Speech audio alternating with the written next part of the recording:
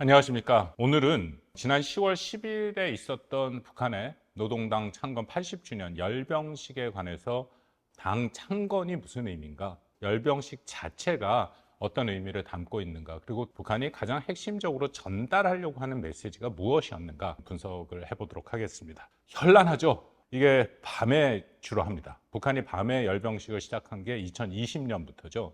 6시부터 자정 사이에 밤에 합니다.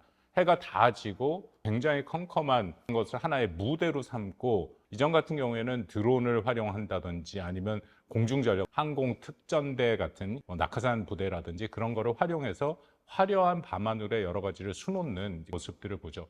또 밤에 하니까 조명을 활용을 해서 극적인 효과를 노리는 것도 매우 잘 할 수 있는 거고요. 특히 열병식을 준비하는데 최소한 6개월에서 1년 이상씩 준비를 한다라는 것으로 알려져 있고요. 그날 비가 왔음에도 전체 동원된 인원은 최소한 12시간 이전에 대기를 하고 있었다고 알려지고 있습니다. 우리가 흔히 북한에서 하는 이런 것들을 노력 동원이라고 하는데, 노력 동원의 가장 최고봉에 있는 상황이죠. 그렇다고 여기에 대해서 불평의 소리가 들리느냐? 전혀 들릴 수가 없는 것이 북한 체제의 특징 중에 하나입니다. 왜냐하면 북한은 중요한 행사를 한 후에 일종의 총화라고 평가를 합니다. 그래서 평가를 하는 과정에서 혹시 불성실했다든지 불평을 했다든지 하는 얘기들이 나오게 되면 개인에게 불이익이 큽니다. 특히 동원된 평양 시민들 같은 경우에는 잘못하다가는 평양 바깥에 지방으로 가는 상황이 나오거든요. 평양 시민들이 가장 두려워하는 것이 지방행위죠. 그렇기 때문에 이런 행사가 있을 경우에는 속으로는 불평이 있을 수도 있긴 하겠지만 외부적으로는 불평하는 목소리를 전혀 낼 수 없는 것이 이제 북한의 특징이다. 그리고 아주 일사불란하게 철저하게 준비가 돼서 틀린 것이 안 보이도록 합니다. 근데 이전에 북한이 생중계도 했습니다. 근데 그 중계 당시에 탱크 중에 하나가 열을 이탈해서 간 적이 있습니다. 북한의 특성상 최고 지도자 수령이 하는 이른바 1호 행사에서는 요만큼에도 잘못이 있으면 안 되죠. 그것을 수령의 무오성, 절대 틀리지 않는다라는 의미인데, 이후부터는 그것을 녹화 중계하기 시작했습니다. 그래서 혹시라도 잘못된 것이 있다 하면은 빼버리고 녹화 중계를 통해서 보이죠. 또 하나, 열병을 하는 군인들이 행진을 할 때 발걸음들을 한번 보셨나요? 그 서구의 국가들과 사회주의 국가에서 행진할 때의 발걸음, 발차기가 다릅니다. 그것을 흔히 거위 걸음이라고 하죠. 거리가 약간 뒤뚱뒤뚱하면서 발을 높이 드는 것인데요. 가장 유명한 것 중에 하나가 나치 독일 시절에 있었던 걸음입니다. 발을 곧바로 펴서 꽤 높게 차고 쭉 걸어가는 모습이죠. 그러면서 무대를 향해 보고 걸어가는, 그것이 거위 걸음이라고 하는데, 17세기에 프로이센 군대에서 시작이 됐답니다. 왜 시작을 했냐면은 장군들이 어떠한 명령을 내리더라도 병사들은 무조건 순종해야 된다는 것을 보여주기 위해서였답니다. 그래서 굉장히 우스꽝스러운 걸음걸이였음에도 불구하고 명령으로 시켰으니까 철저하게 복종을 해라라는 것이 됐고요. 나중에는 이것이 적국에게는 젊은 군복 차림의 청년이 초인적인 모습들을 보이는 거라서 적에게 공포감이라고 할까요? 그런 것을 심어주기 위한 방법으로도 사용이 됐다. 이것이 나중에 제정 러시아를 거쳐 소련군으로 개성되고 북한에도 왔는데요. 북한에서 이 행진법은 여기서 한 걸음 더 나갑니다. 바운스 구스 스텝이라고 불리는데요. 다리를 곧바로 뻗어서 위로 치는 것이 아니라 중간에 한번 굽혔다가 칩니다. 더 탄력 있게 올라가는 모습이 보이고 훨씬 더 역동적으로 보이는데요.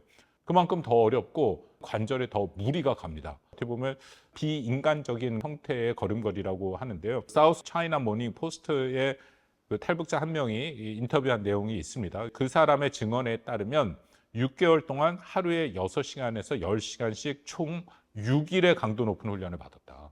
그렇기 때문에 열병식 후유증으로 대부분이 신경통이라든지 허리 통증, 디스크 질환에 시달린다고 합니다. 걸음걸이 자체가 보는 것은 멋있고 역동적일지 모르지만 개인에게는 굉장히 큰 고통을 주는 걸음걸이다라고 말씀을 드릴 수 있겠습니다. 그럼 열병식에 대해서 말씀을 드리도록 하겠습니다. 열병식은 군사 퍼레이드라고 얘기를 하잖아요. 근데 북한에서 하는 것은 군사 퍼레이드가 아니라 체제의 본질과 정치적 메시지를 함축적으로 보여주는 하나의 상징화된 서사에 가까운 행사라고 보시면 됩니다. 여기서 가장 핵심적으로 북한이 보여주고 싶은 것은 북한의 당, 노동당이 있죠. 그리고 북한의 군이 있고 민간인, 평양 시민들, 당, 군, 민이 일체된 모습을 보여주는 것이 열병식이다라고 보시면 될 겁니다. 또 하나는 김일성 이후 김정일, 김정은 최고 지도자들의 입장에서는 열병식을 통해서 내가 군을 장악하고 있다라는 것을 보여주는 거죠. 열병식에 보면은 똑같이 소리를 지르는데 섬뜩한 느낌까지 듭니다. 김정은 결사옹위라는 얘기를 행진하는 군인들이 일사불란하게 소리를 지르거든요. 그거 외에도 김정은이 등장하면 만세하는 소리를 계속 수차례 박수를, 이게 물개 박수라고 하잖아요. 이게 어떤 의미가 있냐면 수령하에 절대적으로 군이 복종한다, 수령 하에 있는 군이다라는 것을 보여주는 모습이 있다라고 보시면 됩니다. 이번에는 노동당 창건 80주년이라는 거, 북한 그 사회주의 국가권에서 많이 그러는데 5년이나 10년 이것을 꺾어지는 해라고 얘기하죠. 이걸 정주년이라고 부르는데 특히 10년으로 꺾어지는 해는 매우 크게 행사를 벌립니다. 1945년 10월 11일 날 당창건을 기념한다. 그 계산으로 하면 80주년이기 때문에 굉장히 크게 벌린 것이고, 이것을 통해서 김정은 체제 13년 차의 모습들, 또 2017년 11월에 북한이 이른바 핵 무력이 완성됐다고 얘기하는 후에 10년 단위의 열병식이었다. 그러니까 여러 가지 의미가 컸다라고 보시면 됩니다. 이것을 통해서 김일성, 김정일의 혁명이 계승되고 이것을 플러스 김정은의 시대의 완성을 이뤘다라는 하나의 체제의 역사적 완결성을 보여주는 열병식으로 치렀다라고 생각합니다. 이것이 그들이 전달하고자 하는 상징적인 정치적인 메시지죠. 여기서 당 창건일을 한번 말씀을 드리겠습니다. 북한이 중요시하는 날들이 몇 개 있죠. 그 중에 하나가 정치적 의미를 갖고, 당연히 북한에서 제일 중요한 날은 김일성 생일, 이른바 태양절이고요. 그거 외에도 당 창건일과 정권 수립일이 있습니다. 당 창건일은 10월 10일, 쌍십절이라고 불리는 거고요. 정권 수립일은 9월 9일, 구구절이라고 불리고 국경절이라고도 부릅니다. 그런데 둘 중에 뭐가 더 중요하냐? 우리 같은 경우는 대한민국이 수립된 날 매우 중요하지 않습니까? 근데 북한은 정권 수립일보다 당 창건일을 훨씬 중요시합니다. 국가보다는 당이 우위라는 것이 북한이 말하는 북한식 권력 구조를 얘기를 하는 것이죠. 북한 헌법 서문에 분명하게 나와 있습니다. 조선민주주의 인민공화국은 조선노동당의 영도 밑에 세워진 국가다. 헌법 서문에 아주 명확하게 적어놓고 있고요. 국가는 당의 정책을 집행하는 행정도구다. 당이 훨씬 더 국가 위에서 모든 것을 통제한다라고 보시면 됩니다. 10월 10일은 지도체제의 탄생일인데 북한은 이 지도체제의 탄생일이 훨씬 중요한 게, 진정한 주권은 국가나 인민에게 있는 것이 아니라 노동당과 최고 지도자에게 있습니다.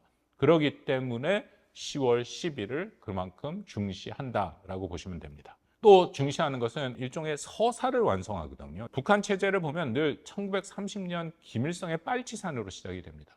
이들이 말하는 처음 시작된 항일 무장투쟁이 당 창건으로 이어지고 그 당이 결국 정권 수립으로까지도 이어졌다.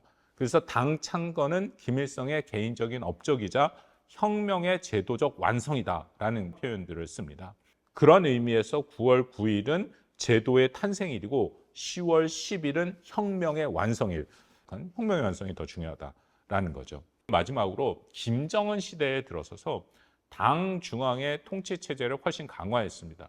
김정일 시기에는 이른바 선군 정치라 해서 탈냉전 이후에 북한이 굉장히 큰 도전을 받았죠. 여러분들이 아시는 90년대 중후반의 고난의 미 공급 시기라고 불리는, 그러니까 대규모 아사자가 나왔던 시기를 북한식으로 돌파하기 위해서는 군을 앞세우는 선군 정치를 했는데, 김정은 들어서서는 이제 사회주의의 일반적인 형태인 당이 국가를 통제하는 모습으로 회귀하려고 하고 있습니다. 그러니까 당 중심의 통치 체제를 복원한다. 그런 면에서도 당 창건일을 김정은 입장에서는 통치의 정체성 측면에서도 중요시하고 있다라고 보시면 됩니다. 여기서 역사적으로 하나 짚고 넘어갈 게, 북한이 말하는 거랑 역사적인 사실과 괴리가 있습니다. 북한은 김정일이 1945년 10월 10일을 북조선 공산당 중앙조직위가 조직된 날이라고 얘기를 합니다.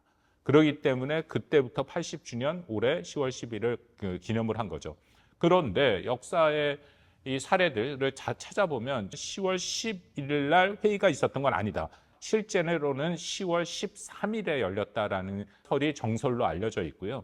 조선 노동당의 초대 책임 비서는 김일성이 아닌 김용범이라는 인물이었다라고 얘기를 합니다. 또 하나는 노동당의 공식 창당은 46년 혹은 49년 정도로 알고 있습니다. 그런데 45년 10월 11일 조선노동당 창건일로 주장해서 만든 것은 김일성에 의한 것이고 1958년에 공식화됐습니다.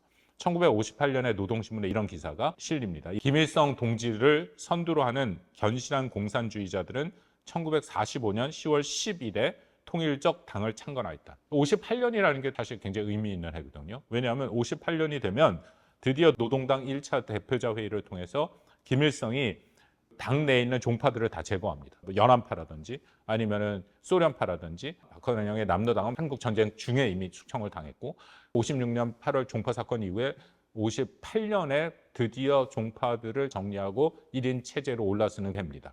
그래서 58년에 그것을 완성하고 김일성이 45년 10월 11일에 조선노동당이 창건됐다라고 얘기를 합니다. 그러면 왜 10월 10일인가? 10월 10일 쌍십절 외우기도 쉽고 딱 떨어지잖아요. 구구절도 마찬가지입니다. 아마도 반복되는 대칭적 구조로 있는 숫자를 원하기 때문에 그렇게 했을 가능성이 좀 있어 보이고요. 여기서 중요한 것은 김일성의 지도력을 정당화하기 위해서 날짜를 조작을 했다라고 보입니다. 특히 말씀드린 김용범이 초대 비서였지만 김일성이 처음부터 당을 창건한 것처럼 역사를 조작을 했어요. 왜 그러냐?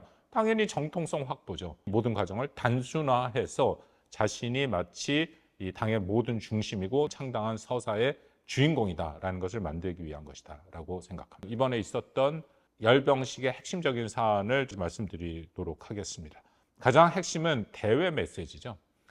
대내 메시지는 말씀드린 당 창건일의 여러 가지 의미들이 전날 전야제를 통해서 김정은이 충분히 얘기했고 열병식 연설에서도 그 얘기가 나옵니다. 우리가 관심을 좀 갖고 오늘 말씀드릴 건 대외 메시지 측면인데 대외 메시지 중에도 많은 언론들이 주목했고 많은 북한 연구자들이 주목했던 화성 20형 대륙간 탄도미사일 ICBM이죠. 한 번도 시험 발사를 하지 않은 상황에서 미사일의 모습을 보여줬습니다.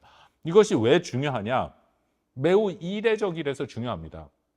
북한이 작년에 10월 마지막 날이죠. 화성 19형이라는 대륙간 탄도미사일을 쏘고 나서 이것이 최종 완결판이다. 더 이상 자신들은 대륙간 탄도미사일의 새로운 형태가 필요 없다.